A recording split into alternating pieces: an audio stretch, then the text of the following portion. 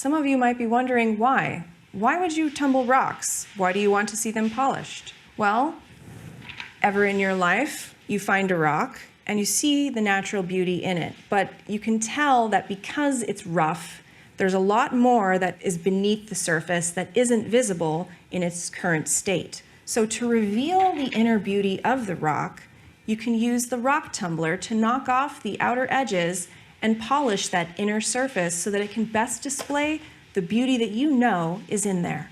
So how does rock tumbling take your rough material and make it polished? When you load your rocks into the barrel and you have your grit and your filler material if you need to use that, and your water, it rotates and it tumbles, producing friction, knocking off those rough edges. And as you change each week the grit and the water, it gets progressively less rough. And what does that mean? It gets more and more polished. So something that starts out very scratchy with lots of sharp edges, eventually has less sharp edges and gets smoother and smoother and smoother until the rough exterior appears polished with a mirror finish. Let's cover some frequently asked questions. One thing customers definitely want to know is, how big of a rock can you put in this tumbler?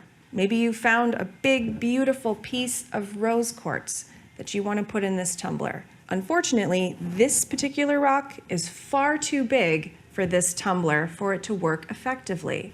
This rock is probably the absolute biggest you'd want to go inside of this barrel, and that can include your ceramic non-abrasive polishing material or your plastic pellets, but you don't really want to go any bigger than this inside the Loratone 3A rotary rock tumbler. Another important question that we get from our customers is, can you use sand instead of grit during the polishing process? The simple answer is no. You really shouldn't use sand. Sand is much softer. It's approximately a hardness of 6 on the Mohs scale, where silicon carbide is a hardness of 9.5. Using the proper grit will ensure that you get the greatest polish on your Loratone 3A rotary rock tumbler. So you might be wondering, you found a rock in a river or at the beach and it's pretty smooth, and you're thinking, can I skip a step? The short answer is no, because as smooth as a river rock is, it's still pretty rough. So to produce the best results, you're going to want to go from beginning to end using each grit in consecutive order, and that will ensure you get the best polish for your stones.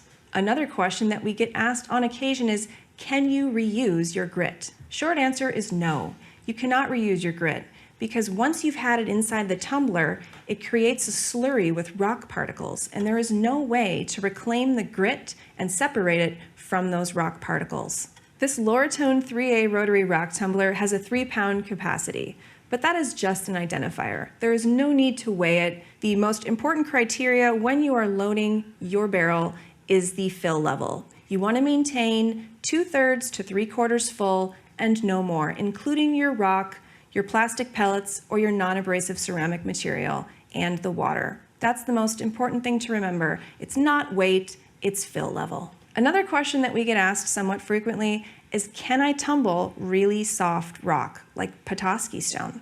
We don't advise that. It will not produce the best results unless you have an advanced level of skill rock tumbling. For more supplies or rough rock, shop Kingsley North in Norway, Michigan.